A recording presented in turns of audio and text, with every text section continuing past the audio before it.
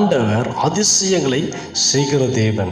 உங்கள் வாழ்வில் ஆண்டவர் அதிசயங்களை நிச்சயமாக செய்வார். உங்கள் குடும்பத்தில் அதிசயம் இயேசுவின் நாமத்தில் நடக்கும். உங்களுடைய பிள்ளைகள் வாழ்க்கையில் இயேசுவின் நாமத்தில் அதிசயங்கள் நடக்கும். ஆமென். ஆண்டவர் உங்கள் வாழ்க்கையில் அதிசயங்களை செய்து உங்களை ஆசீர்வதித்து மேன்மைப்படுத்தி உங்களை உயர்த்துவார். நம்முடைய ஆண்டோடைய பெயர் அதிசயமானவர். அவர் அதிசயங்களை செய்ய அவருக்கு வல்லமை நிச்சயமாக உண்டு. அடுத்த வசனம் சொல்கிறது, அதிசயங்கள் செய்கிற தேவன் நீரே, ஜனங்களுக்குள்ளே உம்முடைய வல்லமையை விளங்க பண்ணீர். யோவான் 2வது அதிகாரத்தில் 1ஆம் வசனம் முதல் 11 வசனம் வரைக்கும் வாசிக்கும் போது அங்கே கானான்னு சொல்லக்கூடிய ஒரு ஊரில் கல்யாணம் நடக்கிறது. அந்த கல்யாண வீட்டுக்கு இயேசுவும் அவருடைய சீசர்களும் இயேசுவோட தாயாரும் போயிருக்கிறாங்க.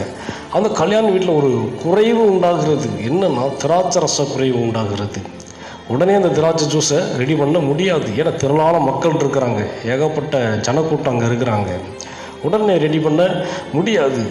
அப்போ அந்த இடத்துல ஒரு அதிசயம் தேவை, ஒரு அற்புதம் நிச்சயமாக தேவை. அதனால் எல்லோரும் என்ன செய்யன்ட்டு ஒரே பரபரப்பாக கூட இருந்திருப்பாங்க. இது திராட்சை காலியாக போச்சு, என்ன செய்ய அப்படின்ட்டு. அந்த ஒரு குறைவு வரும்போது இயேசுவோட தாயிட்ட போய் சொல்கிறாங்க.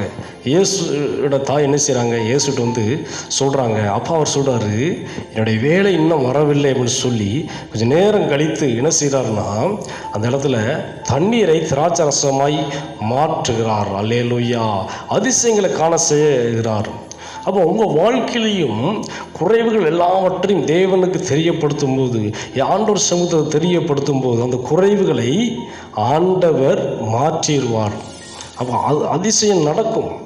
சில நேரத்தில் நம்ம குறைவுகளை மனிதனுக்கு தெரியப்படுத்தும் போது அந்த நேரத்தில் ஒரு சமாதானம் உண்டாகும் போல் இருக்கும், நிச்சயமாக இருக்கும். ஆனால் அதை காட்டிலும் ஆண்டவருக்கு தெரியப்படுத்த வேண்டும்.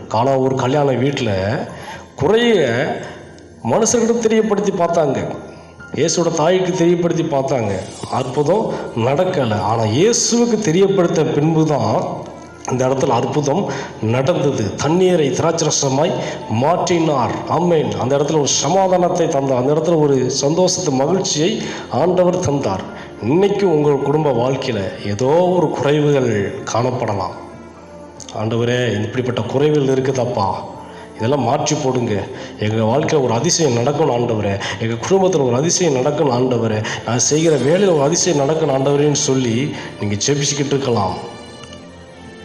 நிச்சயமாக நடக்கும். எப்போ நடக்கும் என்றால் ஆண்டவருக்கு தெரியப்படுத்தும் போது.